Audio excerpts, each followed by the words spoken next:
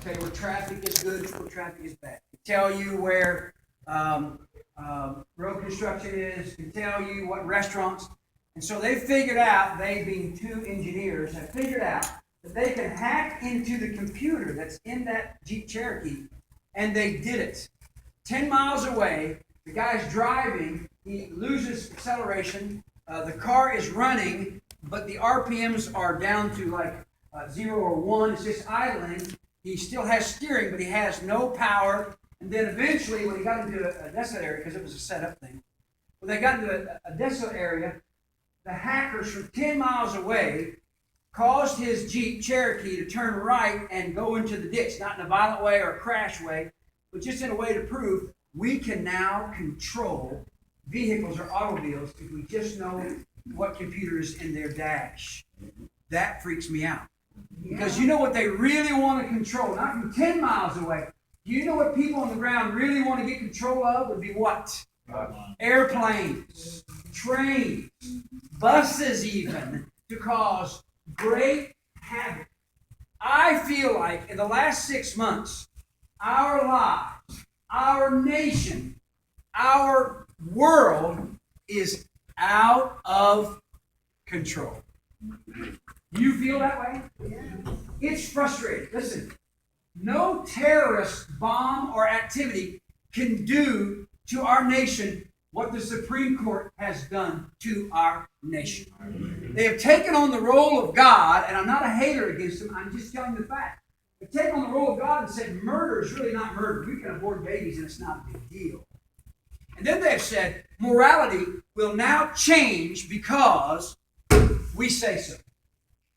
And we talked about this last week, and the next thing that's going to take place is, there's a show on TLC coming on. I can't remember if it's a little boy that wants to be a girl or a little girl that wants to be a boy. I can't remember. But now they have their own show, and what they're telling us is this is normal, and the culture is accepting it like it's awesome. It's I Am Jazz. Man, I want you to know,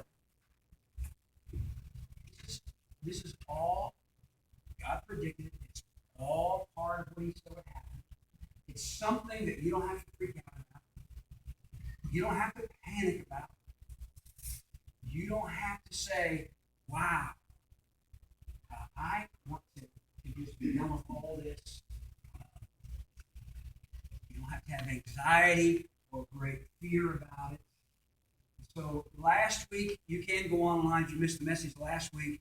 But today I want to talk about understanding. It seems like what is wrong is now right. It seems like what is right was right is now wrong.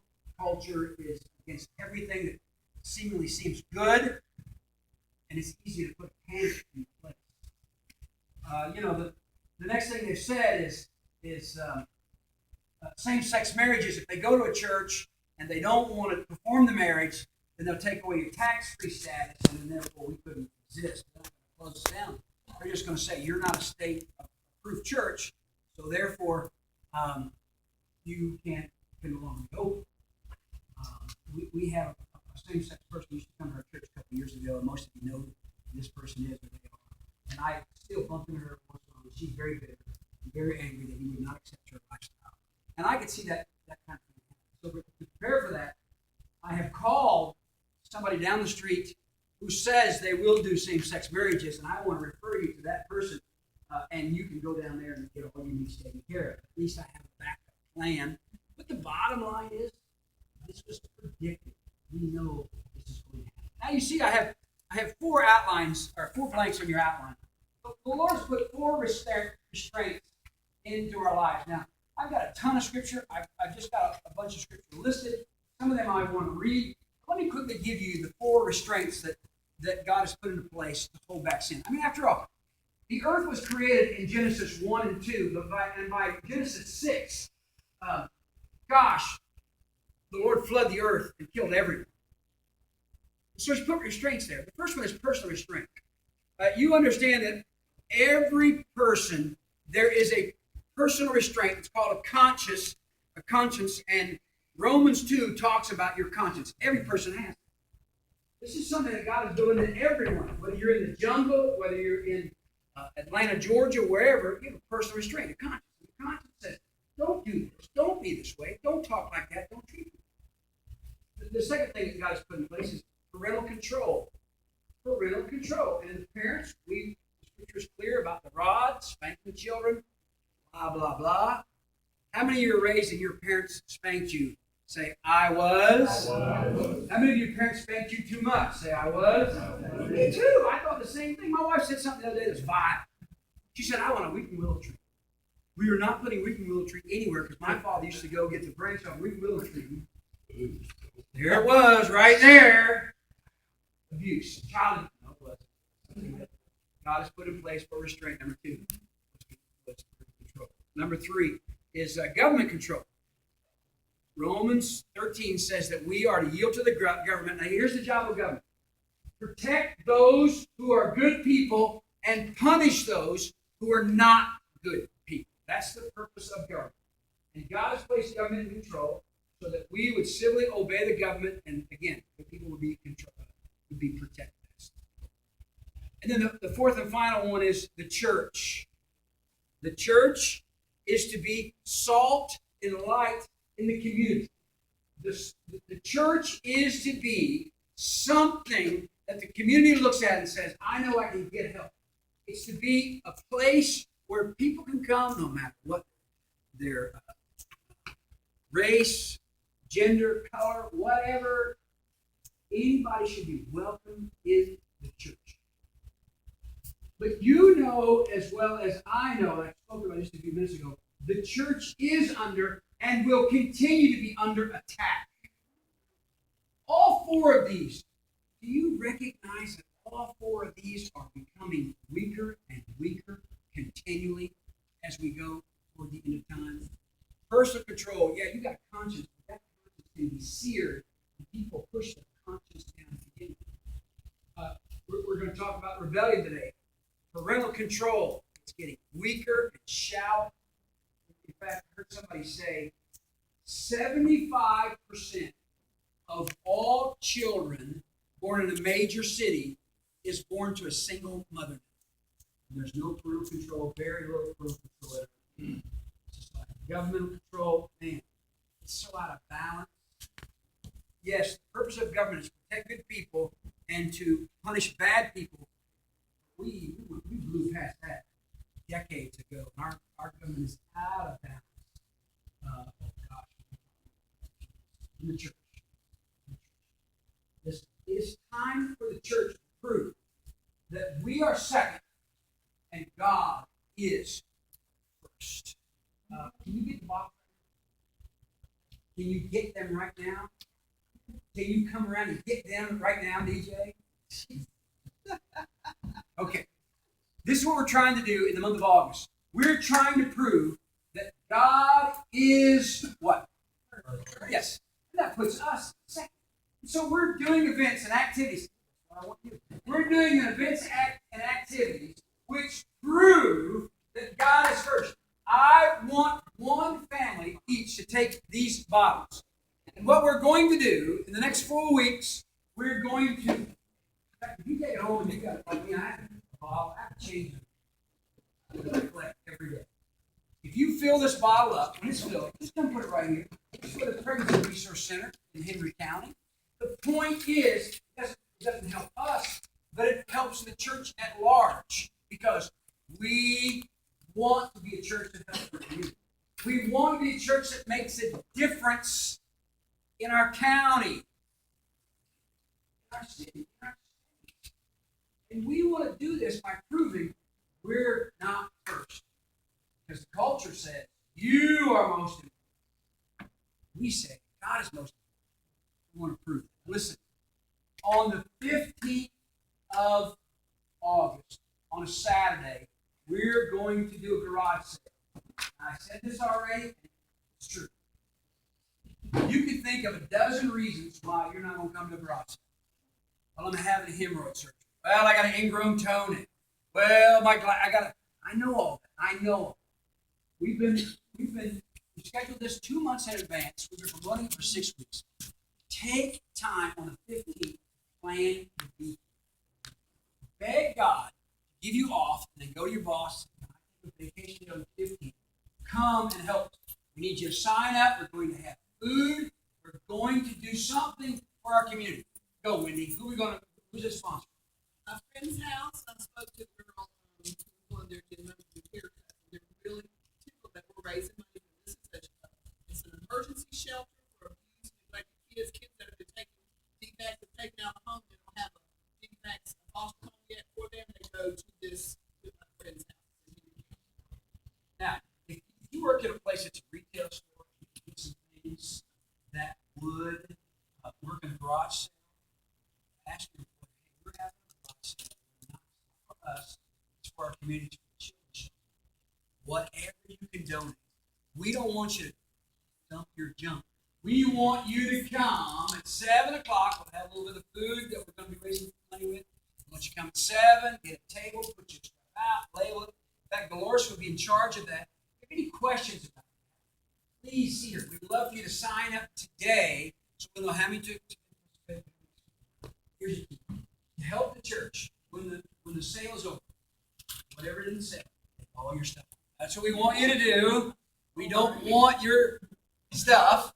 We want you to come, participate, raise funds, and then you can. Or you can take it, we can load up the truck and take it to the Christian women's Dolores is shelter. in charge of that. That's a great idea. That's a great idea. Well, here's the deal. I'm going to price mine so that it goes and we make more money. So everybody's happy. That's the goal. But here's the thing. The church is a stopgap. The church is supposed to be in the community to be alive. We've got to grow strong. We've got to mature together. I want us not only to honor God, I want us to encourage each other by participation.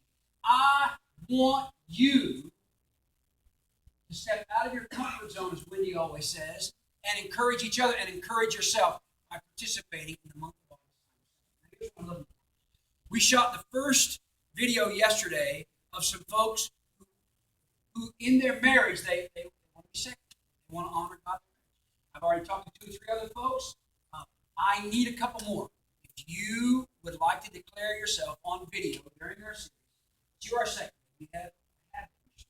Maybe you have a program that you're involved in. Maybe there's something you do we would love for you to be part of I'm Second in our service on video. Listen, I'm curious, what do you want? What do you need? Maybe you had some kind of issue in your life and you wanted to pray. You honor God and you're not perfect, but you're working toward it. So I invite you to be a part of the service. Tell me, we'll set up the video. Well, today's message is to encourage you. It's very negative, but it's encourage you that God predicted. God is in charge. God is in control. So I want to read a lengthy passage today, Romans chapter 1. I don't really like to read a lot.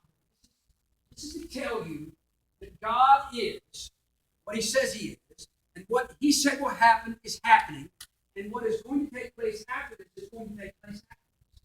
So this is what it says in verse 24, Romans chapter 1.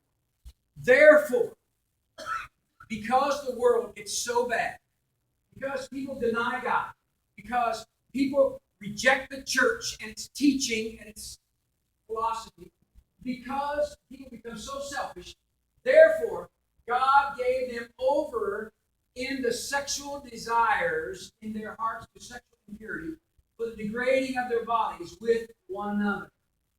They exchanged the truth about God. The truth about God is everywhere. It's in the Scripture. It's on radio. It's on television. It's on the internet like mad. They exchanged the truth about God for a lie. God's not real. God doesn't love me. God doesn't care. God's not coming back. God is not important. The church is not a big thing. All these lies, people begin to lie. And they exchange these lies. And worship and serve created things rather than the Creator, who is forever praised. Amen. Because of this, because they just continue to deny what is true, they push away, push back, believe a lie, deny God. Because of this, God gave them over to shameful lusts. of lusts? You can say it. What kind of lusts? This is what we see becoming acceptable in America. It's hard to acceptable in Europe. It has been for years, but now we're becoming more acceptable these days. It's shameful. You were raised to believe a lie is a sin and it's wrong to lie. Even if you weren't a Christian, lying was wrong. Now, high officials get up and just say things. Doesn't matter whether it's true or not. Doesn't matter. When people nod their head in agreement, it doesn't matter whether it's true or whether it's right. They just say whatever they want to say. I have one in my head that I'm not going to tell you. Even their women or the mothers exchange natural sexual relations for unnatural relations. Unnatural. This is all over. God said this is what's going to happen. This is his prediction. This is what it looks like when it gets toward the end. Stop freaking out. Stop being angry. In the same way, men also abandoned natural relations and became so freaky that it's unbelievable the things that they thought about doing with women. Inflamed with lust for one another, men committed shameful acts with one another and received in themselves due penalty for their error. Furthermore, just as they did not think it worthwhile to obtain the knowledge of God, so God, in his strength, in his liberty, in his freedom, God gave them over to the great world, so that they use what they become every kind of wickedness. Okay, we stop right there. Jeremiah says, man is deceitful. Here's the problem. The problem is sin. The problem is that our flesh likes sin. If we thought we could steal $1 million today, we would really think about it. We would really get away with it. If we thought, sin is a thing that men, all of us, we are desperately wicked, full of sin. The world is full of sin. The world is full of sinners. And then there's the devil and demons that come along and say, yeah. You did that. Yeah. Again, I said in Genesis 1-2, the world is created. Genesis 6, he flooded the world and killed everyone because of sin. So for us to go this long, we've done awesome. But you know why we've gone this long? Because God has sent his son to die for our sins. We don't have to live in malice and lust and greed and defeat. And we did the funeral last week for Chris Hayes.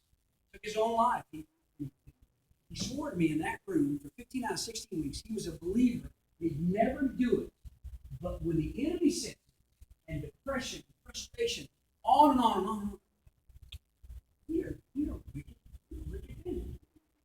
Evil, greed, depravity, full of envy, murder, strife, deceit, malice.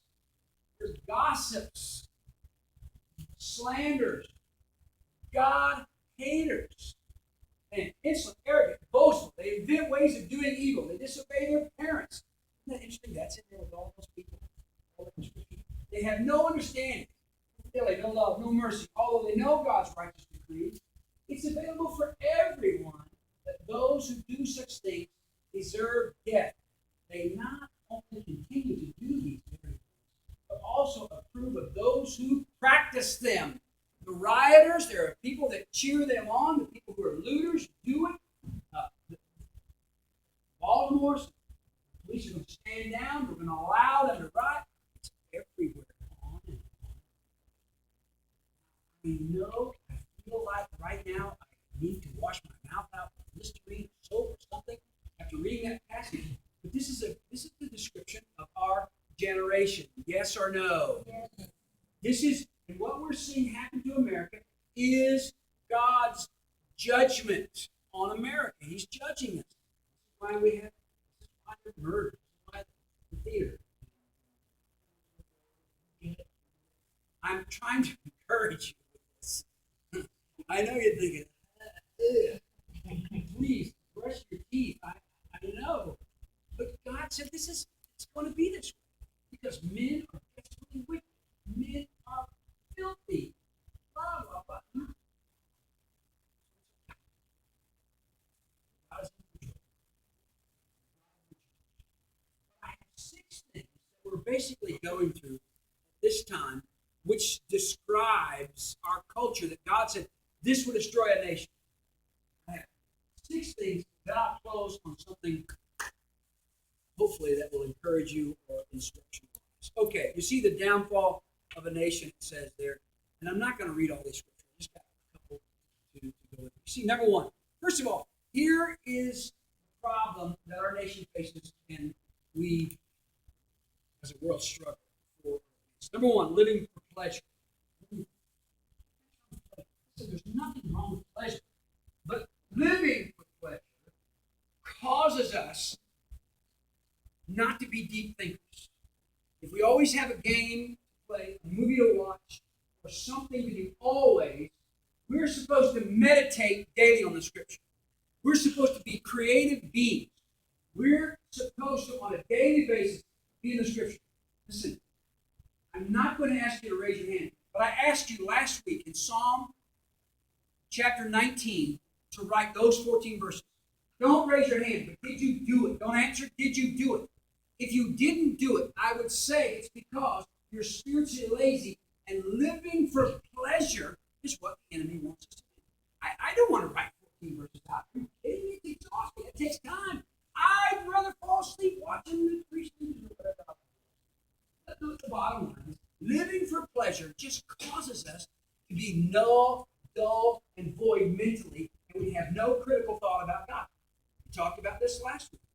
The scripture helps us close the door of our mind at the right time. But if you're not a critical thinker, if you're not serious in meditation of God or His Word, living for pleasure continually, then you're avoiding it. We joke, Dave Zoko, who's Shelby's parents moved to Denver. You know, Dave's the guy he works for Delta. Dave, you moved in. We joke about that. But that's what I'm careful. Culture of dumbed down drugs, alcohol. I hear people all the time. My doctor tried to give me Zoloft. My doctor tried to give me this. If you need those things for a short time, that's okay. However, becoming a person of altered personality or character because of that is not helpful. I've got several verses there. You see 2 Thessalonians, Titus 3, 1 God predicted those things in nature. But I have a verse that I found that I want to read to you. 2 Peter 2:13 says this. They will be paid back with harm for harm they have done for what they have done. The ideal of pleasure is to carouse. ESV, I think, says parade, riot, march. Every time there is a uprising, similarly Ferguson to Baltimore, the same people go to these places and stir up, burn. This is what they enjoy. And the scripture says their blots and blemishes reveal in their pleasures while they feast with you. Come on, let's all tear something up. Let's destroy it. They think that's cool. They smash windows and steal. I know you've seen it on YouTube. A bunch of young people, 30, 50 people. They just run into a store, snatch and grab. Everybody gets a free Coke and a free soda. Have you seen those videos? Yes or no? And they think that's fun. This is what a culture of pleasure says. A culture of pleasure says, I don't care about you. I just will take care of me. I remember back when I first was aware of soccer. I'm not a soccer fan. If you are, I'll pray for you. But the soccer fans in Europe, when their team would lose or felt cheated, they would all riot and storm the. Have you seen that? Thousands of people. What's up with those people? And I heard an explanation. And the problem is, it's a social society, which the government supports them so they don't have to go to work the next day. No matter if they get arrested, we'll be taken care of. I got my food stamps. And we see 1 in 5 Americans now are on the government payroll. I'm not saying that's wrong if you need it. I'm saying we've become a culture of pleasure and just gimme, gimme, gimme. Number 2. I'm not gonna take much time. Number 2. Oh gosh, the lack of morality. Oh, geez. All you got to do is Google how much money the porn industry makes. In the billions. It's larger than almost anything we do in the world in America. We consume it, and that's not talking about free.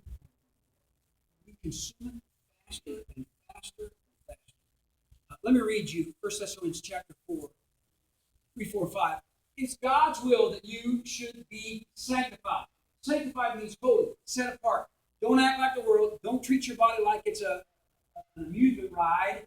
Don't sleep around. Don't do things that the world does that you should avoid. Sexual immorality. That each of you should learn to control your own body in a way that is holy and honorable, not in passion, passion lust, like those who are unsaved, ungodly people who do not know God. If you're a God follower, you're supposed to act. The Lord knows those things will come about, but the Lord knows those things. 1 Corinthians, I'm not going to turn to, you see, 1 Corinthians chapter 6 plainly talks about homosexuality. Romans 1, immoral or amoral society was predicted. We know that, man. Desperately wicked. Listen, you've got to fight. Put the armor on, Ephesians 6. Fight those temptations. Put on the whole armor of God so you can defend against immorality. Okay, number 3. Let me give you this one. I just picked 6, 7, 3. I just wanted to pick the ones the Lord predicted and the ones that we see predominant. Anger. Culture of anger. You know, self-control used to be something that the culture lifted up. Now, anger, revenge, outspokenness, say whatever you want, point, stop, get out of the car, beat each other senseless. Did you see the video this week of the 2 guys in the Publix grocery store down in Florida? Anybody see that? 2 men, mid-30s, duking it out in the deli aisle. I mean, teenagers in front of all the people because something happened in the parking lot. Somebody got the wrong spot, somebody got his spot, somebody didn't get his spot. And they're in front of the deli, duking it out. Everyone's standing around because these people are going crazy. Then they slowed down and so then jumped in.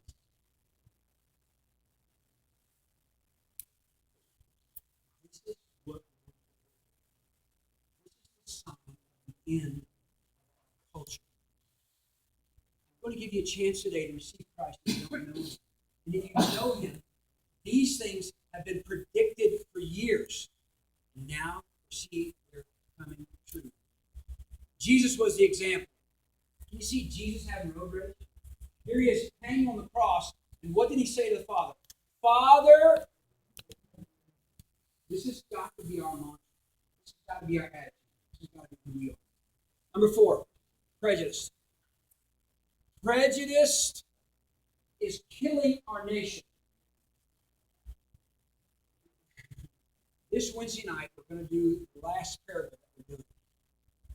We did the parable of the Good Samaritan. And do you know who they had the Samaritan be who helped the guy who was hurt in the movie? Do you know what he was? He was so aggravated. He was like a Muslim Middle Eastern guy who stopped and helped the guy. Oh, hurry, you gotta do that. Just like the Samaritan, no one liked him. They chant death to America. Oh, Lord, get him! Get him! They're treated bond, slave, Scythian, Jew, Greek. Jonah was prejudiced against the Gentiles. Remember that story? I want you to go to Nineveh. They went down to Tarshish. Why? Because those filthy Jews, those filthy Gentiles. Anybody in here a Gentile besides me? Those filthy Gentiles don't deserve the gospel. That's what he said. Ouch! What did I do to you? That's not fair. I get a chance to love God like you do. Those boundaries that we naturally or accidentally come up against prejudice. And you'll see there's a list of scripture verses under number 4, prejudice. Number 5, how about this? This is a prediction. This is a prediction about the scripture. In the end times, lack of respect for authority will begin to drop off the table. Whether it be parental authority, whether it be teachers' authority, whether it be police authority, whether it be governmental authority. And of course, a lot of this due to the abuse of the authority. You understand that. Sylvia, what do I call the room you work in? In school systems, how's the respect for authority in school systems? Think it'll be better this year than last year? Think it'll be better next year than this coming year? I go around the room to all the teachers and say, what's it like in the classroom? I've taught in the classroom years ago. I know authority begins to lose its leverage. Why? Especially in the schools, because the parents come and they accuse the teachers and they stand up to the kids who do.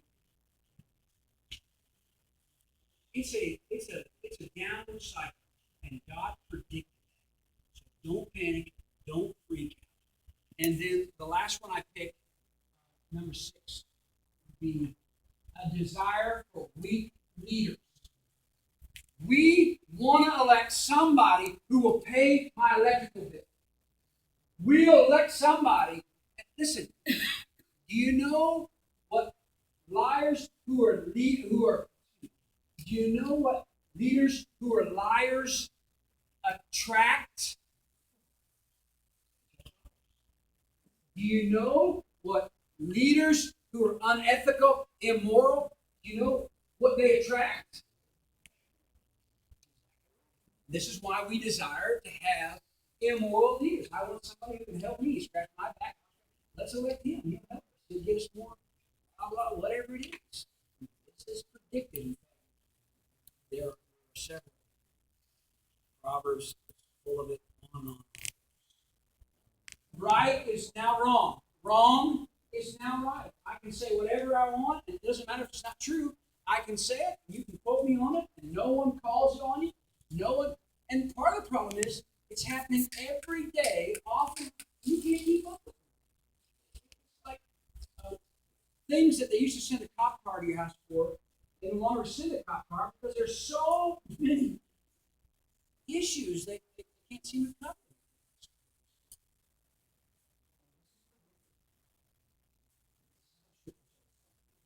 Okay, all that's the introduction to get to Matthew 5:43. So what do you do? Have you heard it said, love your neighbor and hate your enemy? So I tell you, love your enemies. Love those who dress different. Love those who value things different. Love those who act different. Love those who treat you bad. And I have a hard time with this. Anybody else in here besides me? I have a hard time. You make me mad. I want to give you a little piece of my brain I can spare to you. That's not what the scripture says. I tell you, love your enemies and pray for those who persecute you. Pray for those who are against you. Pray for those who speak bad against you. Pray for those who don't like you. You may be children of God.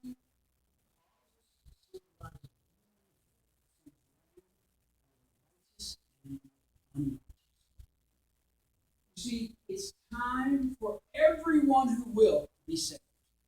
And God wants to use you. God wants to use your talent. Our enemies are our mission people.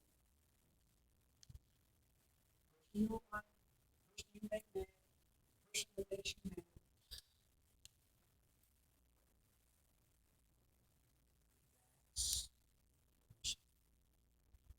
Now, I have just covered culture. I have just covered culture. So you've been told for years it's going to be. You shouldn't be surprised, and you shouldn't be full of anxiety at this point. It makes me angry more than my country's being chipped away. A place where everybody wanted to move at one time. You know, rode it away. It really breaks my heart. But I don't want to be full of it. I don't want to walk around pushing a shopping cart mumbling down Main Street of Jonesboro. I don't want to be frozen in fear. Well, I've got to hoard I've got to move, and I can't. I want you to be that. I want you to be in the Word every day. I want you to be spiritual. I want you to be kind to everyone. Tell yourself. Don't wait till the event happens, because it'll happen and you'll lose your cool. Tell yourself. Ask God to give you every single day. You know, let your light shine before God. You do work so everyone can see that you're a follower of Christ. That's today's message is power to have peace, power to forgive, power to love, power to have patience. You know, and we win. You can parade all the weirdos you want on TV. You can act like this is normal. You can shove that down all you want. We win. So you don't have to be mad. You don't have to be mad. I want to pray by closing. I pray for us and our culture. Would you bow your heads with me this morning as we close? I'm sorry that it's like sucking on a lemon. Sucking on a lemon. You don't. Oh, Jesus, I just got to tell you. This is the way it is. You know that. Listen, if you're in the room and you have any fear or doubt about your salvation, today, right now, don't walk out of this room without assurance. I don't care how good.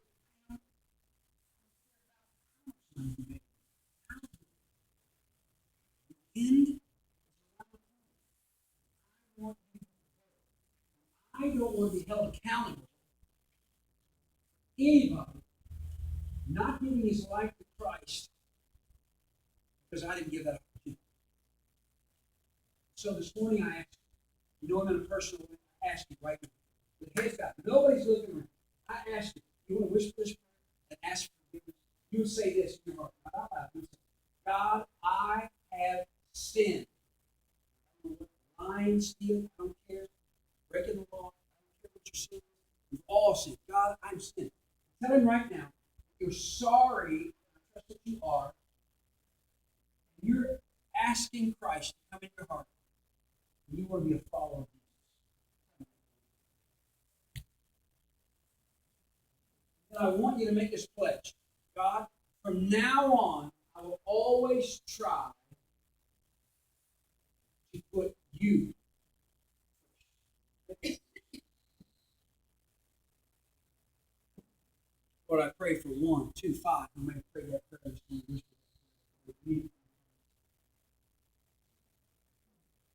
They would begin to change the very nature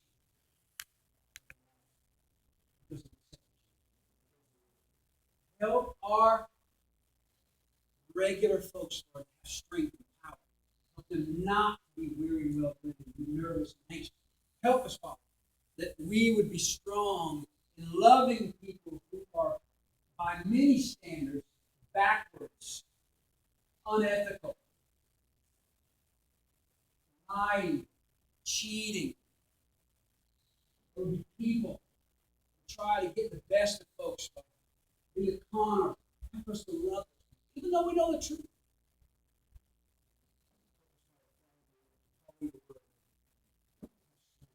Have peace. Help us to stick out because of our love, our patience, our kindness, because of our dedication. Lord, most of all, we want to be a testimony to you.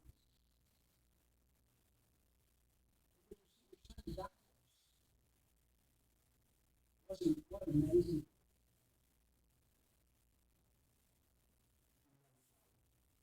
These things we pray in your name. Amen. Okay.